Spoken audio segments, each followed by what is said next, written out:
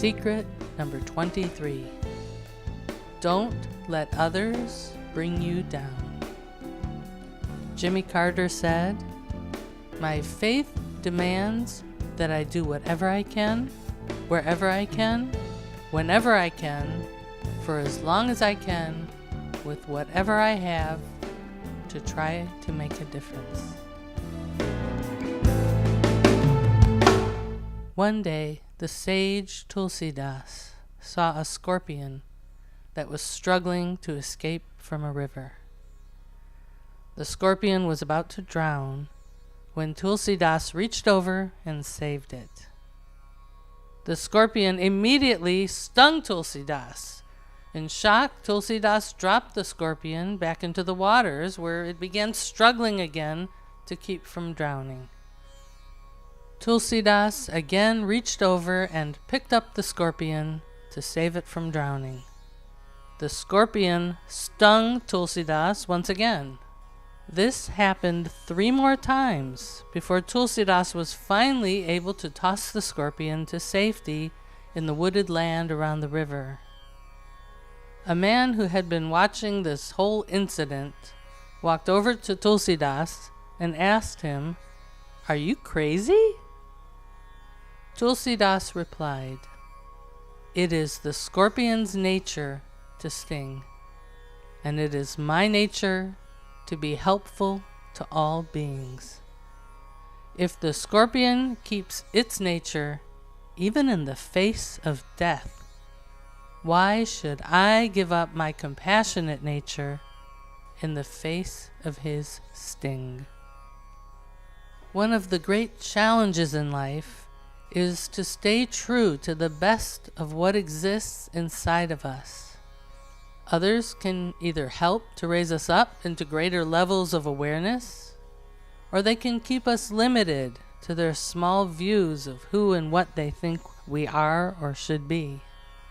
This is one reason why I enjoy spending time alone. In quiet and peaceful solitude, I find it much easier to remember my deeper wisdom, aspirations, and priorities, without getting as easily swept away by the desires and concepts of others. At the same time, not everyone has such a loner's nature.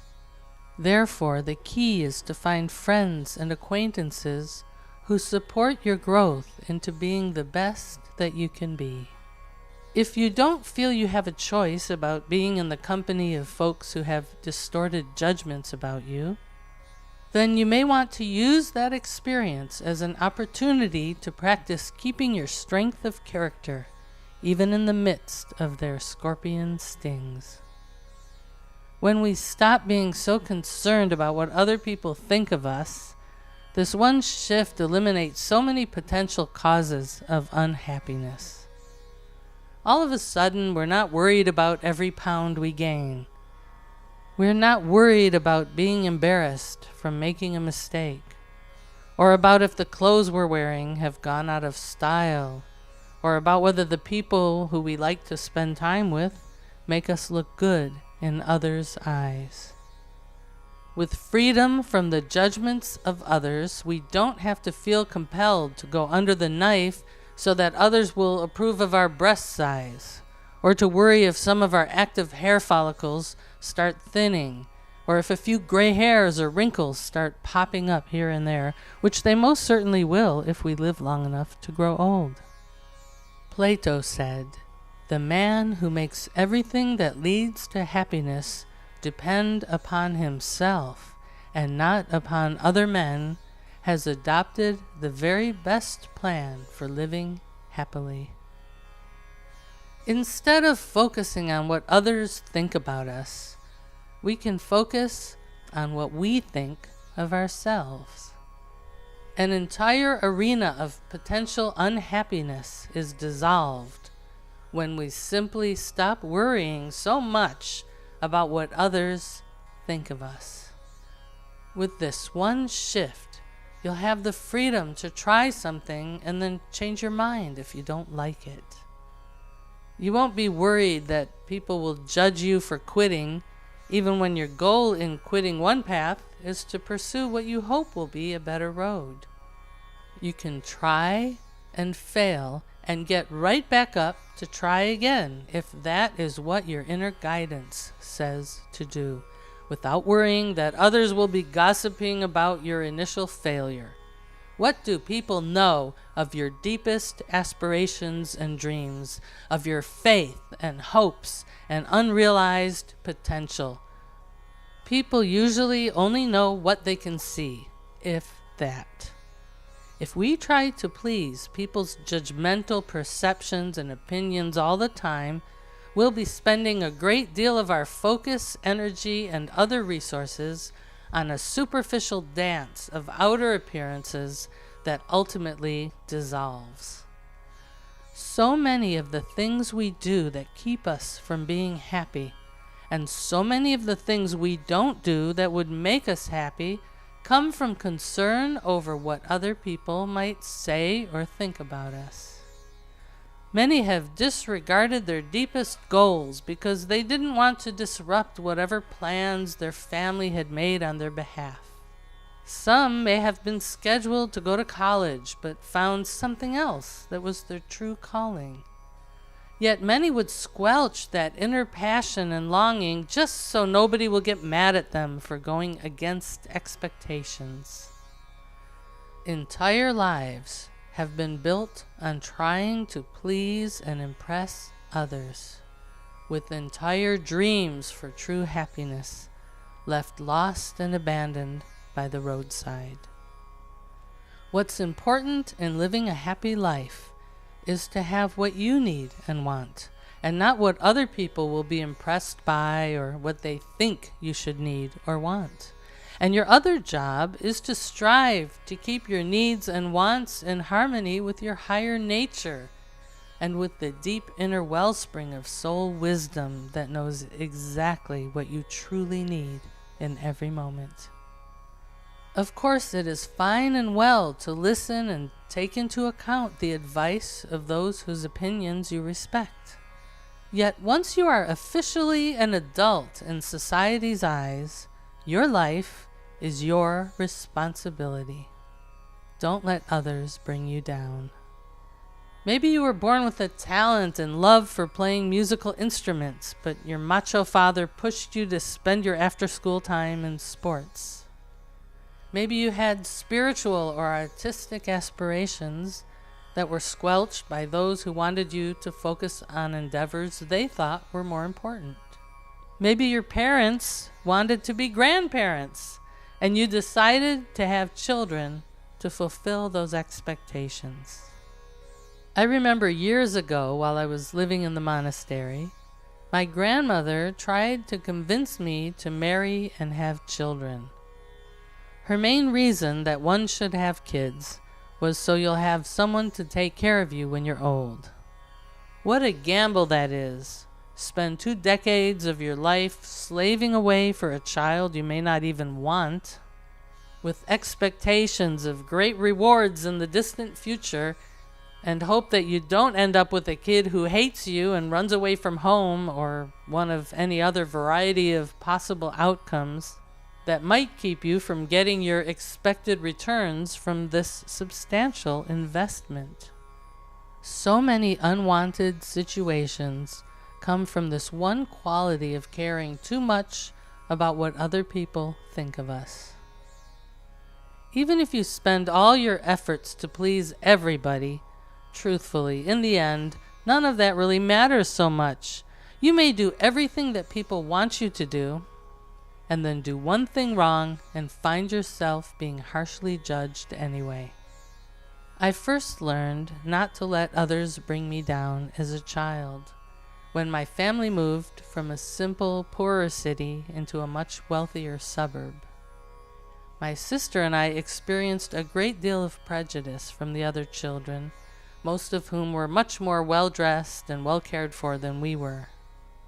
Of course, children can sometimes reveal the more animalistic tendencies of the untamed human nature, and I experienced many encounters with young ones who thought they could bring themselves up by pushing others down.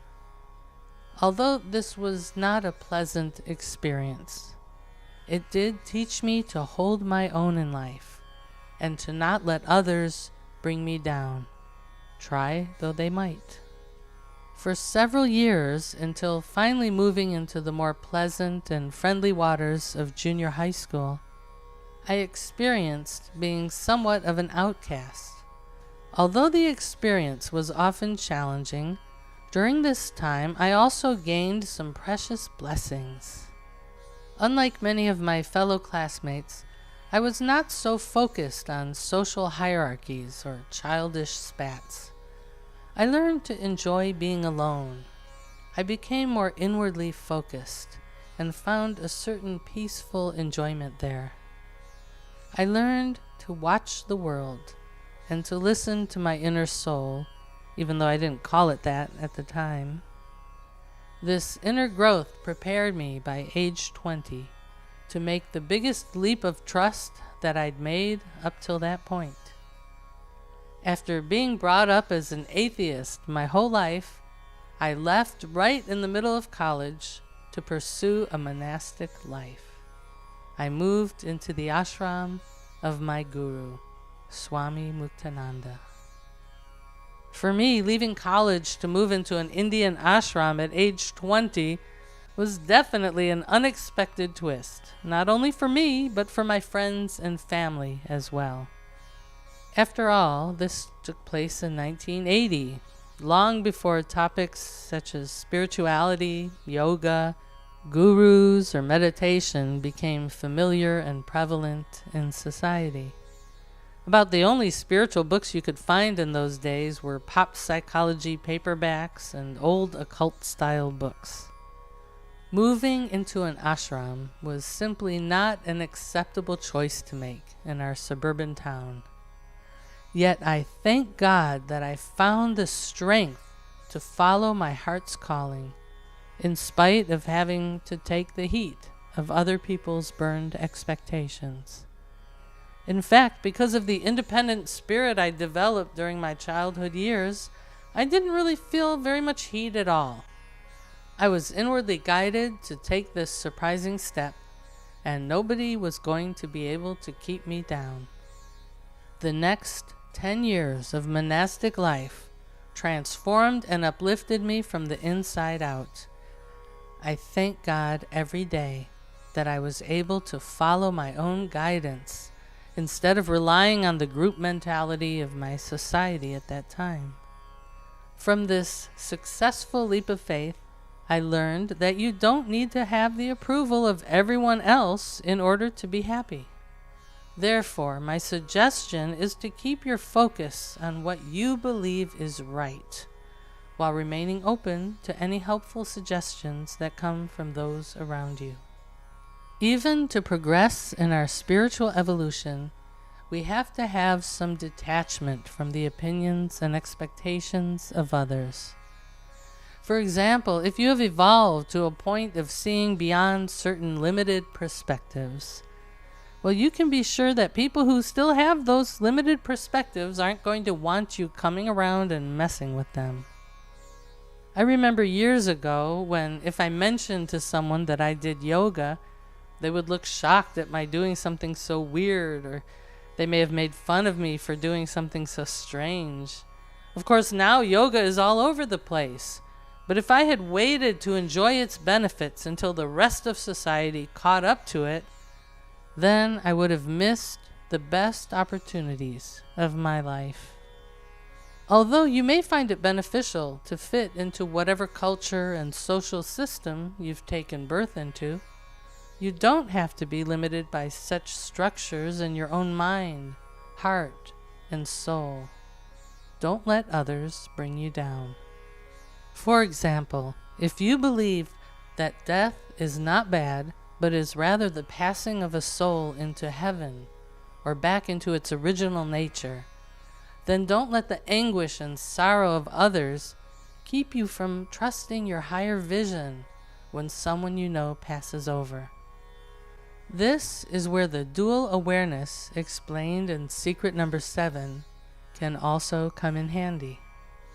You can use the idea of dual awareness to feel and express the appropriate sadness for having lost someone, while also remaining anchored in faith and trust that all is well and that the person is cradled in God's loving hands.